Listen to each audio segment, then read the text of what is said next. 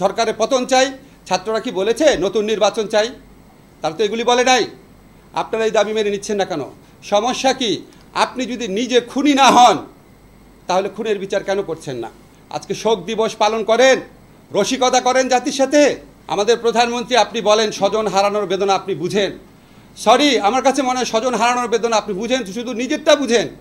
ডাকসুতে ঢাকা বিশ্ববিদ্যালয়ের ছাত্রদের ভোটে নির্বাচিত সভাপতি, সাবেক সভাপতি নুরুল হক নূরকে কিভাবে টর্চার করা হয়েছে রিমান্ডে এই ধরনের টর্চার বাংলাদেশের সংবিধানের আর্টিকেল 35-এর সুস্পষ্ট লঙ্ঘন।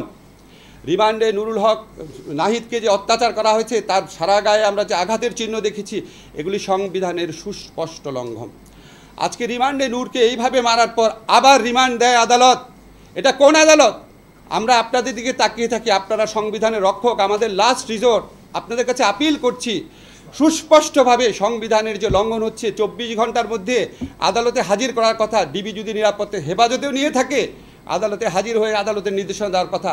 চোখের সামনে সংবিধান লঙ্ঘন করছে, আর্টিকেল 33 লঙ্ঘন করছে, আর্টিকেল 35 লঙ্ঘন করছে, গোপনীয়তার অধিকার লঙ্ঘন করছে, চোখের সামনে করছে, দম্ভভরে করছে। উচ্চ আদালতের কাছে প্রার্থনা করি আপনারা স্বতঃপ্রণোদিতভাবে এদের বিরুদ্ধে ব্যবস্থা নেন। আমাদের মুক্তিযুদ্ধের চেতনা হচ্ছে অন্যায়, অবিচার, অত্যাচার, নিপীড়নের বিরুদ্ধে যুদ্ধ।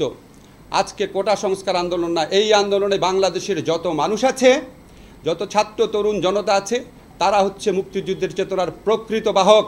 যারা তাদের উপর গুলি চালাচ্ছে, যারা অপপ্রচার চাচ্ছে, নির্যাতন করছে, গণগ্রেফতার করছে, তারা হচ্ছে 2024 সনের রাজাকার। কারণ তারা গণমানুষের বিরুদ্ধে দাঁড়িয়েছে। শেষ কথা বলে করছি, আমাদের মুক্তিযুদ্ধের সময় আরেকটা ঐতিহাসিক ঘটনা ছিল।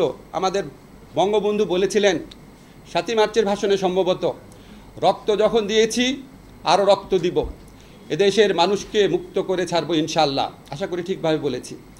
আর বর্তমান সরকারে বঙ্গবন্ধুর উত্তরসূরিরা, আপনাদের সরকারের কর্মকাণ্ড দেখে মনে হয় আপনাদের বুকের মধ্যে এই প্রত্যয় জন্ম নিয়েছে যে রক্ত যখন নিয়ে